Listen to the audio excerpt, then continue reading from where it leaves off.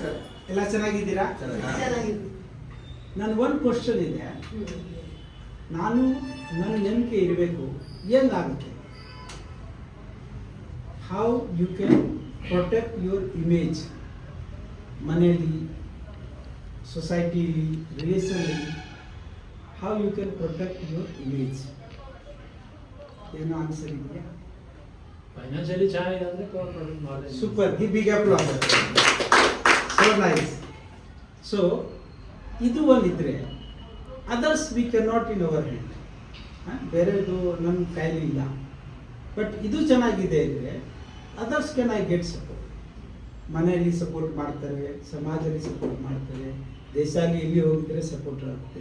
But finance support ಮಾಡೋಕೆ ಹೇಳಿದರೆ ಯಾರು ಕೊಡ್ತಾರೆ? ಇದು ಹೆಂಗೆ ಮಾಡಬೇಕು? ನಾವು next question, how you can do this? ಹೆಂಗೆ ಮಾಡ್ಬೋದು? ಏನೋ ಉತ್ತರ ಇದೆಯಾ? ಇದೆ ಸರ್. ಹೇಳಿ ಸರ್. ದುಡ್ಡು ಇದ್ರೆ ದುಡ್ಡು ಹಾಕ್ಬಿಟ್ಟು ಪ್ರಾಫಿಟ್ ಮಾಡ್ಬೋದು, ಇಲ್ಲ ಅಂದರೆ ಕೆಲ್ಸಕ್ಕೆ ಹೋಗಿ ಸಂಪಾದನೆ ಮಾಡ್ಬೋದು. ಎರಡೇ ಆಪ್ಷನ್ ಇದೆ. ಸುಮಾರು ಕೆಲಸ ಮಾಡೋರು ನಾವು ಕೆಲಸ ಮಾಡ್ತೀವಿ. How you can save this? ಅದೇ ಆಯ್ತಲ್ಲ ಸರ್. ಅದೇ ಒಂದು ಐಡಿಯಾ ಹೇಳ್ತೀನಿ. ನಾನು ಏನೋ ಎಕ್ಸಾಂಪಲ್ ಹೇಳ್ತೀನಿ. ಇವಾಗ ಊರು ಇರೋರು ಸರ್ ಸಿಟಿಲಿ ಸಿಕ್ಕಲ್ಲ. ಊರಲ್ಲಿ ಎರಡು ಪ್ರಾವಧಾನ ಇರುತ್ತೆ ನೀರಿಗೆ. ಒಂದು ಡ್ಯಾಮ್ ಇರುತ್ತೆ, ಒಂದು ನದಿ ಇರುತ್ತೆ. ಡ್ಯಾಮ್ ಯಾಕೆ ಮಾಡ್ತಾರೆ? ನೀರು ಸೇವ್ ಮಾಡೋದು. ಸರ್, ಅದು ಸಮ್ಮರಲ್ಲಿ ನೀರು ಫ್ಲೋ ಇರಲ್ಲ, ಆವಾಗ ನೀರು ಬೇಕಾಗುತ್ತೆ. ನಂದು ಲೈಫಲ್ಲಿ ಮನಿ ಡ್ಯಾಮ್ ಯಾವಾಗ ಮಾಡಬೇಕು? ಎಸ್.